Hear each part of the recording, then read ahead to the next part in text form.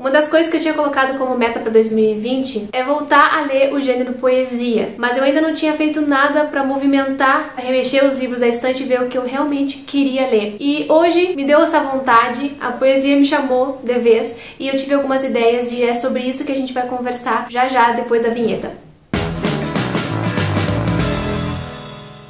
A poesia é um gênero que me acompanha há bastante tempo, embora nos últimos meses, nos últimos anos, eu não tenha dado tanta atenção a ela. Mas lá no começo da minha vida de leitora, era o que eu mais lia. Na verdade, eu comecei a ler pequenos livrinhos de poema, porque eu gostava muito de ver a sonoridade, de ver a rima, de ver a métrica, daquelas palavras que estavam ali organizadas naquele formato que tanto me encantavam. E esse encantamento vem muito da música, né, que foi por onde eu comecei. A primeira arte com a qual eu tive contato foi a música. Eu estudei música durante muitos anos e o que eu mais gostava realmente era a parte em que as palavras combinavam, que o som fazia graça em mim, que o som fazia sentido e me chamava atenção. Daí vem também esse gosto pela poesia que eu comecei a explorar mais adiante. E depois de um certo tempo, eu fiquei muito presa na leitura de ficção, na leitura de romances, isso muito claro devido à faculdade, né, os textos que eu era obrigada a ler, e acabei deixando um pouquinho de lado a poesia. Depois tentei retomar isso, adquirindo alguns livros, mas ainda não se efetivou na minha vida essa leitura constante, que é uma coisa que eu quero para 2020 e pro resto da vida. Então hoje, esse vídeo, mais do que indicar os livros de poesia que eu já li e o que eu quero ler daqui pra frente, é também para me motivar nessa leitura, porque não é uma obrigação, mas saber que eu fiz esse vídeo aqui, que eu resgatei tantos textos bons, me dá vontade de entrar nessas leituras. Esse vídeo talvez fique um pouquinho longo, mas eu espero que vocês gostem, porque eu vou falar todo o meu histórico com a poesia, toda a minha relação com esse gênero que eu gosto tanto, e também tudo que eu pretendo ler daqui pra frente, como eu pretendo fazer isso. Mas antes de mais nada, se tá chegando agora no canal, seja muito bem-vindo, muito obrigada pela companhia. Aproveite para dar uma olhadinha no conteúdo que eu produzo por aqui, e se gostar, se inscreva, deixe um joinha nesse vídeo e compartilhe ele com quem gosta de ler, porque isso ajuda muito na divulgação do canal. E antes de entrar nessa parte mais contextualizante, né, da minha história com a poesia, eu queria falar pra vocês por que é um gênero que eu gosto tanto, por que é tão especial, né? E pra isso eu revisitei um livro que se chama O Arco e a Lira, do Octavio Paz, que é um Nobel da literatura, e aqui ele analisa então esse gênero, mas não só isso, ele analisa a linguagem, ele analisa a forma, analisa muitas coisas que fazem com que a gente entenda a peculiaridade do poema, a peculiaridade da poesia. E é um livro de estudos. E eu comecei essa leitura em 2017. Esse livro eu comprei em 2016. No ano seguinte, eu tive que ler porque ele estava na bibliografia de um curso em que eu estava trabalhando, do curso de letras da Universidade Federal do Pampa, na modalidade de distância. E aí, então, eu comecei a leitura, li as partes que eu precisava para trabalhar, só que como naquela época eu estava trabalhando mesmo, dando aula, corrigindo prova, eu não consegui continuar essa leitura porque ela é densa, ela exige mais concentração, exige mais dedicação. E agora eu lembrei que ele existe e talvez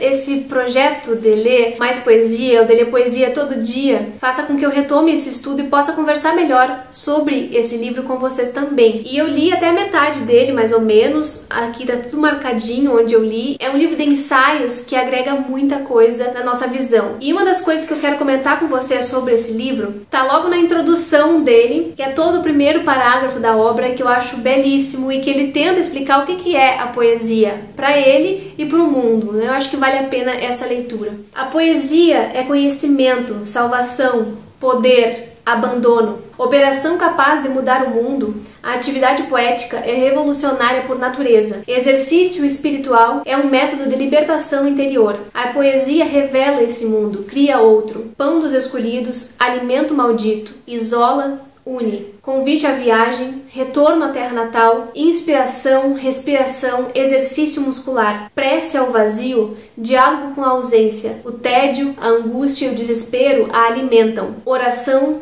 ladainha, epifania, presença, exorcismo, conjuro, magia, sublimação, compensação, condensação do inconsciente, expressão histórica de raças, nações, classes. Nega a história. Em seu seio, todos os conflitos objetivos se resolvem e o homem finalmente toma consciência de ser mais que passagem. Experiência, sentimento, emoção, intuição, pensamento não dirigido, filha do acaso, fruto do cálculo. Arte de falar de uma coisa superior, linguagem primitiva, obediência às regras, criação de outras, imitação dos antigos, cópia do real, cópia de uma cópia da ideia, loucura, êxtase, logos, retorno à infância, coito, nostalgia do paraíso, do inferno, do limbo, jogo, trabalho, atividade ascética, confissão, experiência inata, visão, música, símbolo, analogia. O poema é um caracol onde ressoa a música do mundo e metros e rimas são apenas correspondências, ecos da harmonia universal. Ensinamento moral, exemplo, revelação, dança, diálogo, monólogo, voz do povo, língua dos escolhidos, palavra do solitário, pura e impura, sagrada e maldita, popular e minoritária, coletiva e pessoal, nua e vestida, falada, pintada, escrita,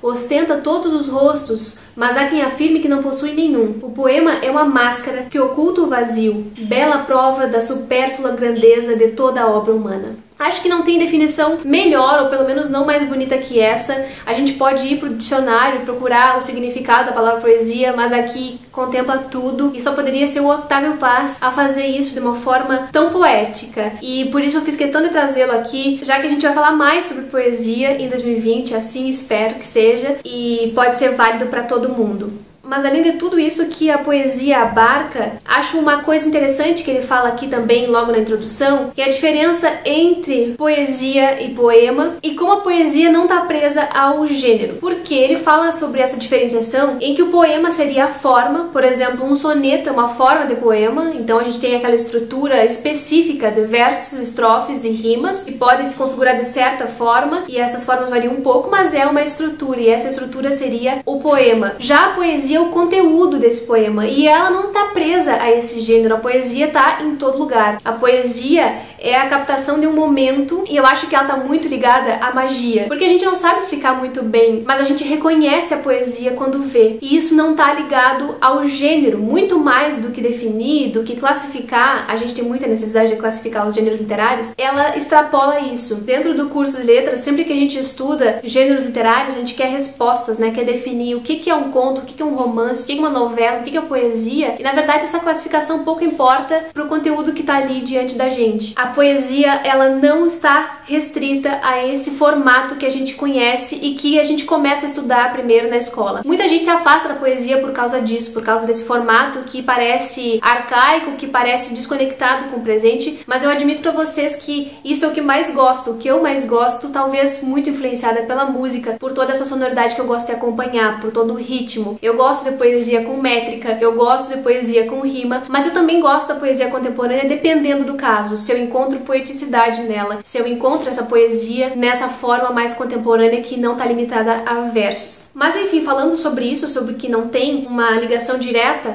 com o formato, né, eu quero dar só alguns exemplos para vocês. Existem muitas poesias contemporâneas em que eu não encontro a poeticidade, que eu não vejo essa capacidade de captar o momento de uma forma única e meio que mágica, e ela é escrita em prosa praticamente. E não é o fato de ter escrito em prosa que ela deixa de ser poesia, mas é justamente a ausência dessa coisa a mais, dessa capacidade que ela tem de encantar e de trazer um efeito na gente. Eu li, por exemplo, um livro da Alice Santana em que eu senti isso. Aliás, eu não senti, né, essa presença dessa coisa única que a poesia é capaz de trazer. Ao mesmo tempo, eu vejo algumas manifestações escritas, até mesmo em legendas de fotos do Instagram, que são muito mais poéticas, ainda que não estejam atreladas ao gênero poesia. Eu vou dar um exemplo pra vocês de uma pessoa que eu acho maravilhosa, encantadora, que é super poética, que é a Isa, do canal Livris. Agora ela voltou com alguns vídeos e tá trazendo muito, muito amor no coração da gente. E lá no Instagram ela fala coisas que são claramente poesia, e ela tá só fazendo legenda pra foto dela. E em algumas poesias contemporâneas que são vendidas e que são editadas em livro, eu não vejo isso. Então quer dizer que a poesia ela não tá presa realmente a essa forma, né? Ela pode extrapolar e extrapola. Alguns autores também que escrevem prosa são bastante poéticos. A gente pode pensar no Mia Couto, que escreve lindamente romances maravilhosos e que parecem versos. É sempre mais interessante a gente pensar no conteúdo do que nesse formato. Mas agora acho que a gente pode começar a falar sobre os meus primeiros contatos com poesia, que eu comecei a ler. Uma das coisas que eu li primeiro foi o Mário Quintana, e eu tenho essa edição aqui que é muito antiga. Eu adorava o Quintana, achava ele muito divertido, diferente de outros tipos de poemas, de poetas que eu tinha conhecido até então. E eu devorei isso aqui, li 1000 vezes, vários poeminhas. E também, outro livro que me acompanhou muito nessa mesma época foi o Shakespeare, de A a Z. Aqui, obviamente, não tem as poesias completas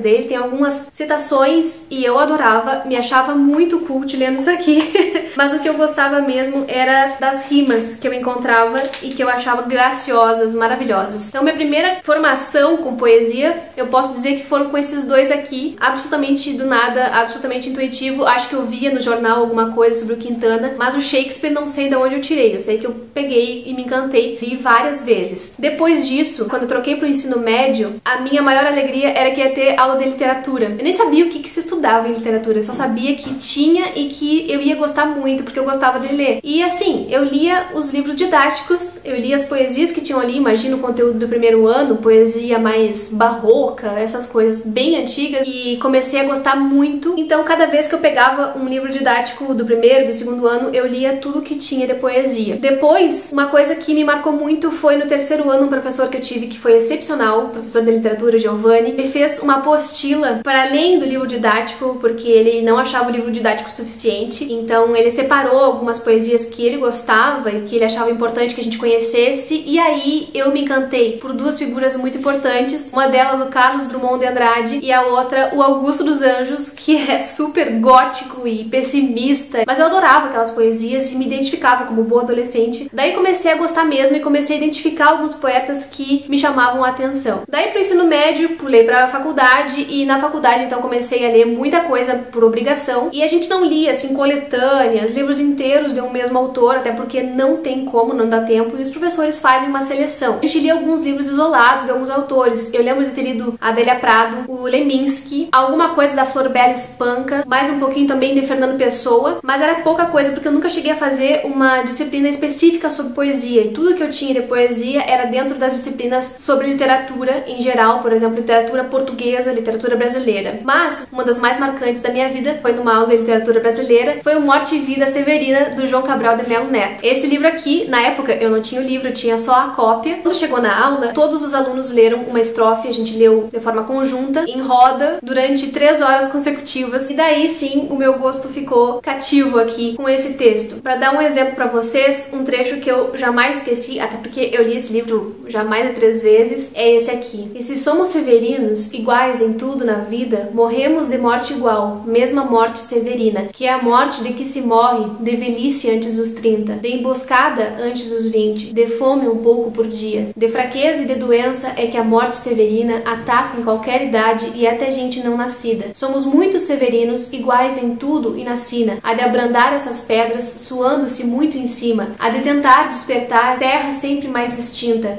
a de querer arrancar algum roçado da cinza. Eu acho simplesmente maravilhoso e eu leio e volto para ele sempre que eu preciso sentir não só essa sonoridade, mas também tudo que ele fala sobre nós severinos, nós especialmente brasileiros, que conhecemos bem essa realidade. E aí, depois da graduação, veio o mestrado. No mestrado eu me afastei completamente da poesia. Eu lia muito romance, muita ficção, mas poesia ficou realmente de lado, porque não era a especialidade do que eu estava fazendo. E quando eu terminei, então, quando eu finalmente fiquei livre dessa fase, pude voltar a ler. E nisso, eu lembro que eu tinha comprado já, um ano antes de terminar o mestrado, alguns livros de poesia. Em 2015 eu comprei algumas coisas. Foi bem na época que eu estava montando a minha biblioteca. E o primeiro maravilhoso que eu fiz questão de trazer pra cá foi o Leminski, que eu já tinha tido contato na faculdade, mas na época eu não tinha comprado o livro. Eu lembro que eu li ele inteiro, assim, em 2, 3 dias. Me encantei de novo. Eu acho o Leminski um dos caras mais geniais que a gente tem na literatura brasileira e foi muito bom voltar a ele. No mesmo ano eu resolvi conhecer melhor o Manuel de Barros. Comprei também a obra completa nesse volume, que eu acho lindo, essa capa super chamativa. Aqui, obviamente, a luz tá estourada, mas gosto muito, não só só do olhar que o Manuel de Barros tem pra vida e pro mundo, um olhar de encantamento, um olhar quase infantil, quando a gente pensa que parece que ele tá sempre descobrindo algo, descobrindo um momento, um instante que a gente não tinha reparado antes, que ele também não tinha. Mas assim, a forma como ele faz é lindo, é sensível, é uma coisa que realmente aquece o coração da gente. E eu comecei a ler esse livro naquele ano, eu acho que eu li até a metade mais ou menos, mas não terminei. E eu lembro que no Natal eu resolvi me dar de presente alguns calhamaços, e um deles foi o do Ferreira Goulart, com a obra completa que tinha sido lançada naquele ano, e é um tijolo isso aqui, tem absolutamente tudo dele. E por incrível que pareça, eu só li um livro daqui de dentro. Comecei a ler, me emocionei, mas não dei continuidade, porque na época eu ainda estava no mestrado. E eu lembro também de um episódio em que minha mãe estava me visitando e pegou pra ler, leu um poema e se emocionou tanto que ela chorou e ficou assim impactada. Mãe, não sei se tu te lembra disso, mas eu acho que sim. Começou a chorar e disse, ai, não quero ler mais agora, muito triste. E a poesia tem esse efeito na gente, né? Esse efeito catártico. A gente não sabe nem explicar muito bem por que toca, mas da forma como toca, mexe muito e a gente acaba tendo essas reações físicas. E acredito que o Goulart consegue fazer coisas também incríveis aqui, no jeito que ele escreve. Nessa mesma compra, eu lembro que eu trouxe pra casa o livro do Drummond, com 23 livros de poesia, ele também é um calhamaço. E esse aqui eu comecei a ler e avancei um pouco, muito esporadicamente, li alguns livros e parei. E atualmente eu tava pra começar o José, mas aqui, já de começo, tem o poema que eu mais amo na vida, que foi justamente o que eu conheci no ensino médio, por causa do meu professor de literatura. E eu vou ler pra vocês, e vocês já devem conhecer, mas acho que vale a pena sempre voltar a ele. Poema de Sete Faces. Quando nasci, um anjo torto desses que vivem na sombra disse, vai, Carlos, ser ghost na vida. As casas espiam os homens que correm atrás de mulheres. A tarde talvez fosse azul, não houvesse tantos desejos. O bonde passa cheio de pernas, pernas brancas, pretas, amarelas. Pra que tanta perna, meu Deus? Pergunta meu coração. Porém, meus olhos não perguntam nada. O homem atrás do bigode é sério, simples e forte. Quase não conversa. Tem poucos, raros amigos, o homem atrás dos óculos e do bigode. Meu Deus, por que me abandonaste? Se sabias que eu não era Deus, se sabias que eu era fraco. Mundo, mundo, vasto mundo. Se eu me chamasse Raimundo, seria uma rima, não seria uma solução. Mundo, mundo, vasto mundo, mais vasto é meu coração. Eu não devia te dizer, mas essa lua, mas esse conhaque, botam a gente comovido como o diabo. Eu acho sensacional isso aqui e eu me identifiquei super com essa primeira estrofe quando eu li. Vai, Carlos, ser gauche na vida. Gauche é uma palavra em francês que significa esquerda, e eu sentia muito que eu era essa pessoa diferente, assim, dos demais que eu convivia, porque eu era canhota, eu pensava muito diferente, porque eu tinha ideias que não batiam com as pessoas da minha idade e me sentia inadequada. Então, quando o Drummond disse, vai, Carlos, ser gauche na vida, eu peguei isso como um lema, por isso depois eu peguei esse livro aqui. Tenho certeza que tem inúmeras poesias aqui dentro que eu ainda nem conheço e que eu vou sentir a mesma coisa que a Jéssica lá, de 17 anos, sentiu.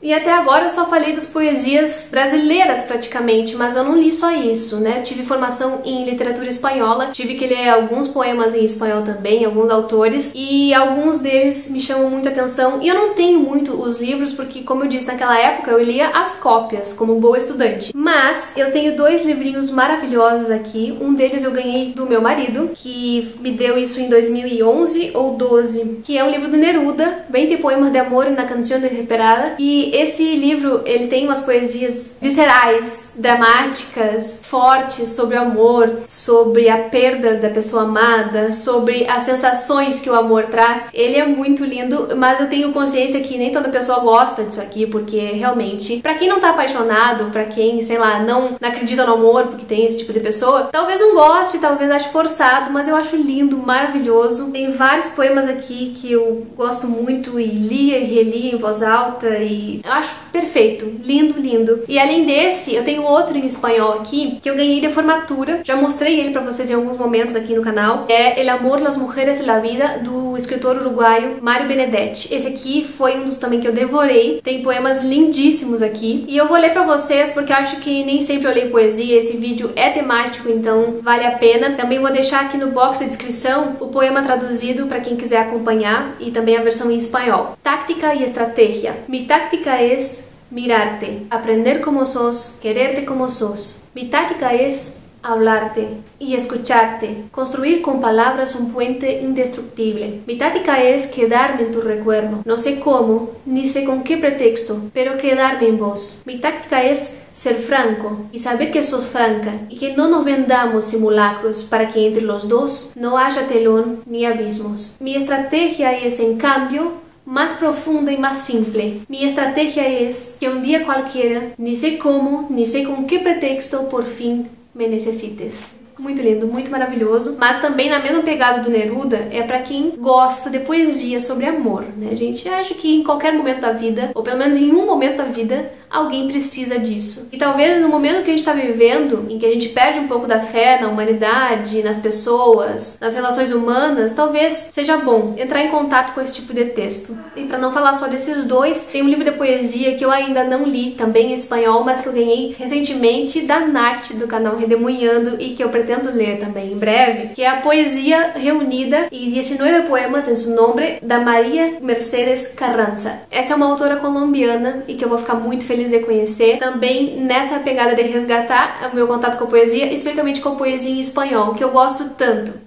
Quero mostrar para vocês também alguns livros de poesia que eu já li e gosto muito. O primeiro deles tem resenha aqui no canal e eu vou deixar aqui no card, que é o livro das semelhanças da Ana Martins Marques, poeta brasileira contemporânea, maravilhosa. O que ela faz aqui é excepcional, é diferente, é fora da curva, é criativo, é bonito, sensível. Eu li alguns poemas lá naquele vídeo e eu espero que vocês confiram, porque quem não gosta de poesia, dessa que eu tava falando antes, poesia com rima, com métrica, tem poesia contemporânea que vale a pena conhecer. A Ana Martins Marques é uma dessas poetas, mesmo quem não gosta do gênero, gosta do que encontra aqui. Outro livro de poesia que eu li foi o Mensagem, do Fernando Pessoa, eu li faz não muito tempo. É um poeta português, conhecido por seus milhares de pseudônimos. E esse livro eu li, mas eu não aproveitei muito, e eu até comentei sobre isso aqui no canal, porque ele dialoga muito com os Lusíadas, que aliás eu esqueci de pegar aqui pra mostrar pra vocês. Mas eu li os Lusíadas na faculdade, que é um poema épico, difícil de acompanhar, muito por causa da linguagem e também porque traz muita informação dentro daqueles versos. E o Mensagem, do Fernando Pessoa, dialoga bastante com os Lusíadas. E fazia muito tempo que eu tinha lido os Lusíadas, já não me lembrava direito. Mas, de qualquer forma, tem poemas belíssimos aqui. Também gostei muito de conhecer. E uma das coisas que eu gosto também, pensando nessa parte da sonoridade que eu já tanto falei aqui, é cordel. Li esse livro de cordéis da Jaridia Reis, Heroínas Negras Brasileiras, em 15 cordéis, em que ela fala de mulheres importantes da nossa história que até então estavam apagadas. Gosto dele em voz alta, acho que é muito prazeroso. E quero também ler mais cordéis, acho que é um gênero muito bom também, muito legal. Teve um ano específico em que eu comprei também mais alguns livros de poesia que eu queria muito e que eles tinham um preço bastante elevado pro meu bolso. Eu aproveitei uma promoção para comprar e aí eu peguei então toda a poesia da Hilda Hilst, que é uma escritora brasileira, também tá finalmente ganhando a notoriedade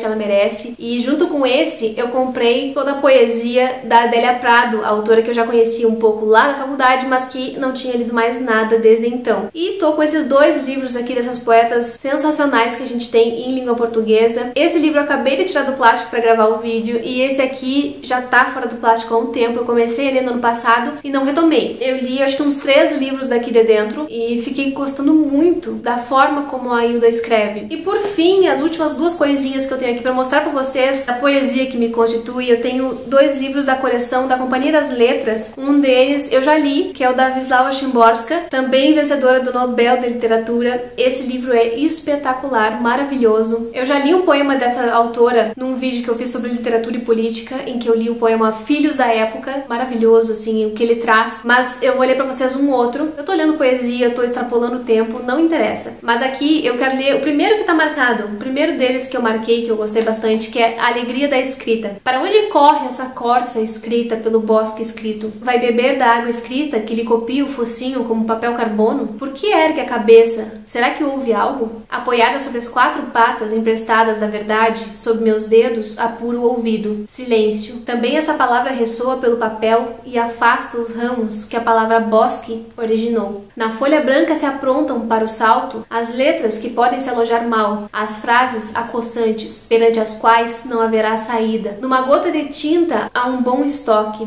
de caçadores de olho semicerrado, prontos a correr pena abaixo, rodear a corça, preparar o tiro. Esquecem-se de que isso não é a vida. Outras leis, preto no branco, aqui vigoram. Um pestanejar vai durar quanto quiser, e se deixar dividir em pequenas eternidades cheias de balas suspensas no voo. Para sempre, se eu assim dispuser, nada aqui acontece. Sem meu querer, nenhuma folha cai, nem um caniço se curva sob o ponto final de um casco. Existe então um mundo assim, sobre o qual exerço um destino independente? Um tempo que enlaço com correntes de signos? Uma existência perene por meu comando? A alegria da escrita, o poder de preservar, a vingança da mão mortal.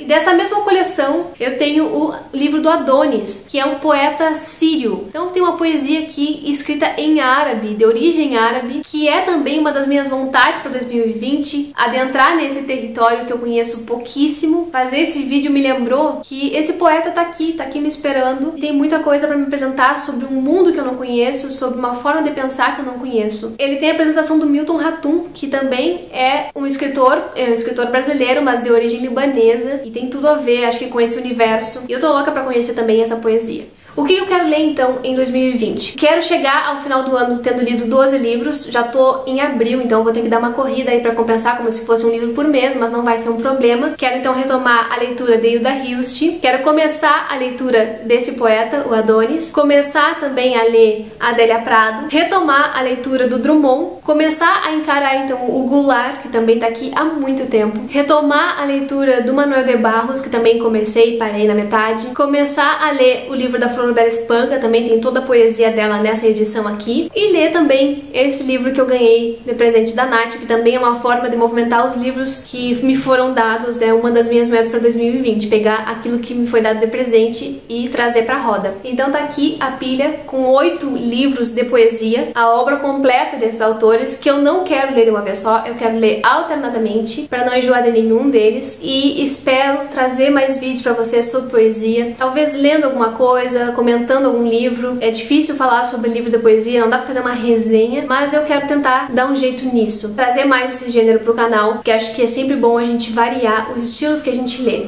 Espero que vocês tenham gostado desse vídeo, sei que ficou longo, me perdoem o excesso. Em alguns casos eu sinto essa necessidade de falar mais profundamente sobre alguma coisa com vocês. É o caso da poesia que me constitui e dessa poesia que eu quero que passe a constituir também aquilo que eu sou. Comenta aqui embaixo o que vocês gostam de ler de poesia, quais autores vocês já leram, quais poetas vocês conhecem e me recomendam além desses aqui que eu mostrei. Muito obrigada pela companhia até o final do vídeo e a gente se vê no próximo.